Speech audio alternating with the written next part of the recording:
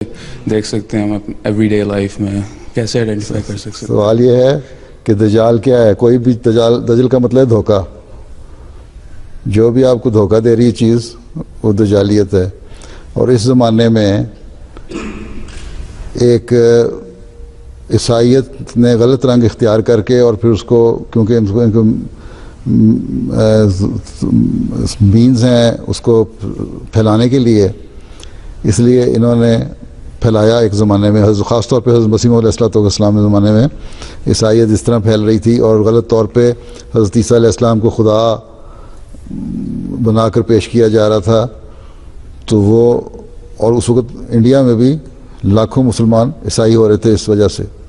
धोखाधड़ी से कि सलम तो फौत हो गए, वो ज़मीन में दफन है, ईसा अलैहिस्सलाम आसमान पे ज़िंदा बैठे हैं, इसका मतलब उनका स्टेटस बड़ा ऊंचा है उनसे। तो ये एक धोखा था जो दिया जा रहा था। ये भी दलील था, इसे अपनी एक एक्सट्रीम पे पहुंचा था उस ज़माने में।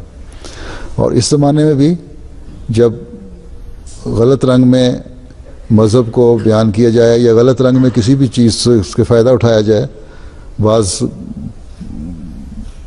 पॉलिटिकल बयान ही लोग गवर्नमेंटों के होते हैं जो गलत रंग में किए जाते हैं। मसलन अब मैं जानता हूँ कि यही वेस्टर्न कौमें, बाज़ हुकूमतें हैं जो एक तरफ तो कहती हैं कि ये एक्सट्रीमिज़म ख़त्म करो, ठीक है, और मुसलमान सब एक्सट्रीमिस्ट हैं और ये है वो है, और यही लोग हैं जो बाज़ उन लोगों को फंडिंग भी करते हैं, ठीक है।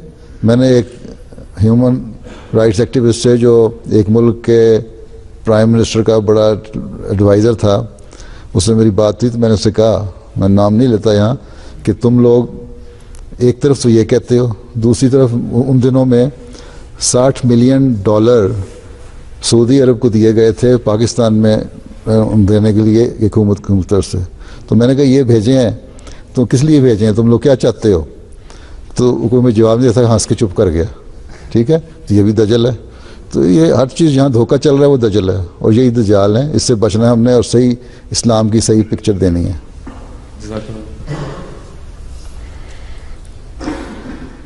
बाकी वो तो ईसाई भी कहते हैं एंटी क्राइस्ट।